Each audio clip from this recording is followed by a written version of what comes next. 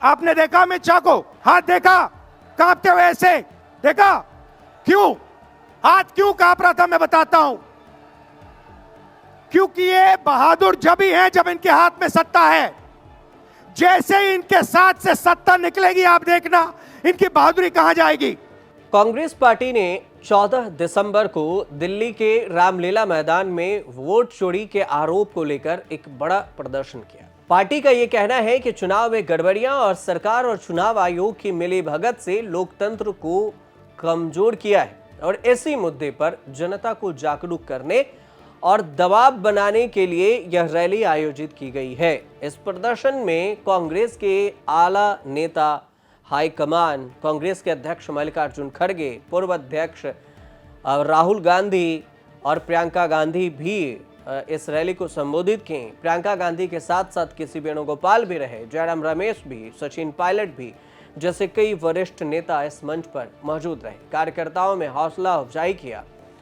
पूर्व कांग्रेस के अध्यक्ष सोनिया गांधी भी कार्यक्रम में शामिल हुई। रैली से पहले सभी नेता कांग्रेस मुख्यालय इंदिरा भवन में एकत्रित हुए थे और फिर रामलीला मैदान पहुंचे।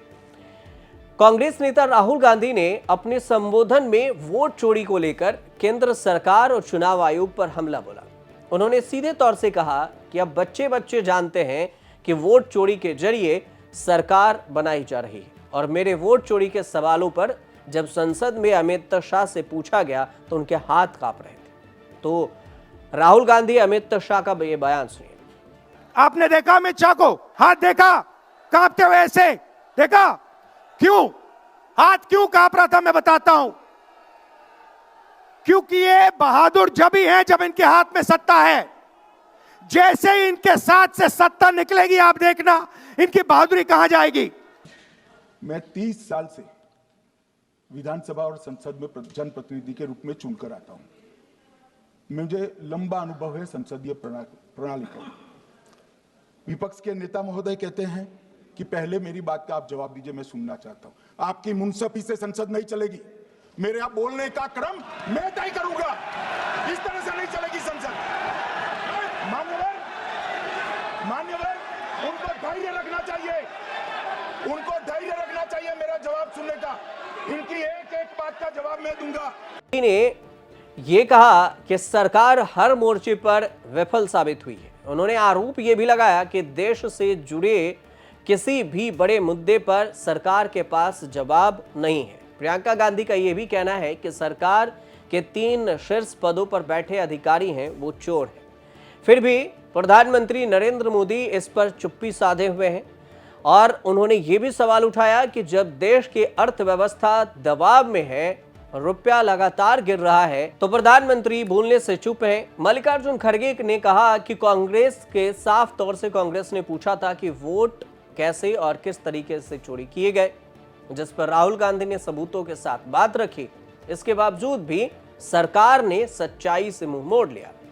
उन्होंने ये दावा किया कि महाराष्ट्र हो, हरियाणा हो या और भी जो बिहार है, इन सभी जगह पर सरकार वोट चोरी के जरिए बनी है। अब मल्लिकार्जुन खड़गे का कहना है कि आज सत्ता में बैठे लोगों की जो सच्चाई है वो जनता जानती है। गड़बड़ी के जरिए चुनाव किए गए, हड़बड़ी में चुनाव हुए, गड़बड़ी हुई और फिर चोरी से सत्ता में बैठा गया। यूपी में शुरू हो गया है। 3 करोड़ नाम काटे गए हैं यूपी में। कितना योग्य है ये चुनाव आयोग भाजपा के लिए? ज्ञानेश कुमार, सुखबीर सिंह सांधू और विवेक जोशी, मेरे साथ बोलिए। ज्ञानेश कुमार, सुखबीर सिंह सांधू, विवेक जोशी। ये देश इन 3 नामों को नहीं भूलेगा। ये चाहे कितने भी बड़े ये कितने भी इंतजाम कर लें इन लोगों को बचाने के लिए, एक दिन इन्हें इस देश को जवाब देना पड़ेगा कि किस तरह से इन्होंने हमारे वोटों का अधिकार हमसे छीनने की कोशिश की, किस तरह से इन्होंने साजिश रची। अरे ये लोग हमारे खिलाफ बात करते हैं, नेहरू के खिलाफ बात करते हैं, गांधी के खिलाफ बात करते हैं, अंबेडकर के खिलाफ बात करते हैं। वल्लभ भाई पटेल और नेहरू जी के बीच में वो लोग झगड़ा लगाने चाहते विचारों का, ये नहीं होने देंगे। और दूसरी तरफ वोट चोरी, ये गद्दार लोग हैं, इन गद्दारों को आपको हटाना होगा। अगर आप अपनी सुरक्षा कर लेना है, आप मजबूत बनना है, तो इन गद्दारों को हटाओ। बीजेपी ने इसके जवाब में एक्स पर एक पोस्ट किया और कहा कि तुम घुसपैठिए की सेवा में लगे हो और लगे रहो और हम देश की जनता की सेवा करते रहेंगे। बीजेपी ने काउंटर किया। बीजेपी ने कांग्रेस की रैली को लेकर भी हमला बोला और कहा, पार्टी के प्रवक्ता की तरफ से अमित मालवीय का कहना हुआ कि राहुल गांधी जब भी चुनाव परिणाम अपने पक्ष में नहीं होते देखते हैं तो ईवीएम पर सवाल उठाते, वोट चोरी के आरोप लगाते, लेकिन जीत मिलने पर उसी प्रक्रिया को स्वीकार कर लेते हैं। लोकतंत्र चयनात्मक भरोसे पर नहीं चल सकता और हार पर सिस्टम को बदनाम करना जन विश्वास को कमजोर करता है। अमित मालवीय का यह भी कहना है कि बिना सबूत परिणामों पर सवाल उठाना राजनीतिक विश्वसनीयता और लोकतांत्रिक नैतिकता पर सवाल खड़े करना होता है। विपक्ष को आत्ममंथन करने की जिम्मेदारी होती है और करनी चाहिए। संस्थाओं के सम्मान के साथ नेतृत्व दिखाने की जरूरत है, न कि दोषी ठहराने की। कांग्रेस की वोट चोरी रैली के खिलाफ किसी भी विपक्ष के नेता को इसमें नहीं बुलाया गया। तो जब कथित तौर पर वोट चोरी के खिलाफ अभियान के तहत 5 करोड़ 50 लाख हस्ताक्षर भी इसमें जुटाए गए हैं। रैली के बाद कांग्रेस ने राष्ट्रपति से समय मांगी है और इसके बाद कार्यालय में इसका ज्ञापन सौंपेंगे, राष्ट्रपति कार्यालय में, जो हस्ताक्षर किए गए। संसद से सड़क तक लड़ाई ले जाने की तैयारी में कांग्रेस कथित वोटर लिस्ट में हेरफेर के आरोपों को लेकर बड़ा प्रदर्शन करने पहुंची। इसमें गांधी परिवार के तीनों सदस्य भी मौजूद रहे, कांग्रेस अध्यक्ष मौजूद रहे, 3 मुख्यमंत्री, उप मुख्यमंत्री मौजूद रहे और सभी पार्टी के सांसद हैं वो सभी इस पर मौजूद रहे। इंदिरा भवन में पहले आए, फिर रामलीला मैदान में पहुंचे।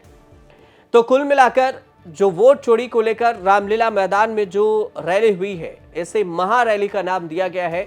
कांग्रेस के कार्यकर्ताओं में बिहार चुनाव हारने के बाद जो कमी महसूस हो रही थी और उनके जो चुनाव में लोगों के बीच जाने की जो भावना है वो थोड़ी कमजोर हुई थी, उसमें जोश पावर भरने के लिए राहुल गांधी और गांधी परिवार के साथ साथ मल्लिकार्जुन खड़गे सभी दिल्ली के रामलीला मैदान में कार्यकर्ताओं को संबोधित किए।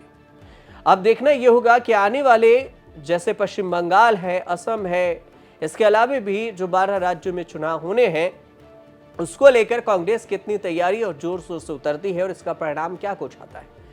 इस पर अपडेट आते रहेंगे और जब आएंगे तो हम आपको जरूर विश्लेषण के साथ बताएंगे कि आखिर क्या कुछ चल रहा है कांग्रेस पार्टी के अंदर और विपक्ष के तौर पर सत्ता पक्ष पर बीजेपी पर आरोप क्या कुछ लगा रही है। फिलहाल ये जो जानकारी थी वो हमने आप तक पहुंचाए है।